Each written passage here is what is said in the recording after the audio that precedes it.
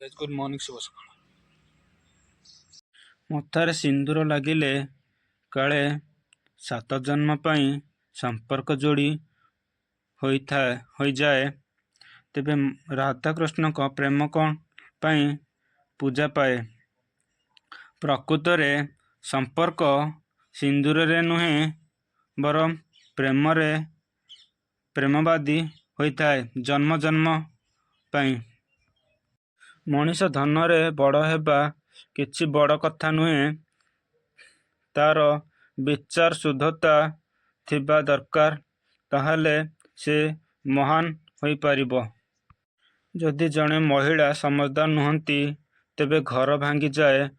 ଯଦି ଜଣେ ପୁରୁଷ ସମଝଦାର ନୁହନ୍ତି, ତେବେ ସ୍ତ୍ରୀ ଭାଙ୍ଗିଯାଏ ଏବଂ ଯଦି ଉଭୟ ସମଝଦାର ନୁହନ୍ତି, ତେବେ ପିଲା ଭବିଷ୍ୟତ ନଷ୍ଟ ହୋଇଯାଏ। ଗର୍ବ କର ନାହିଁ।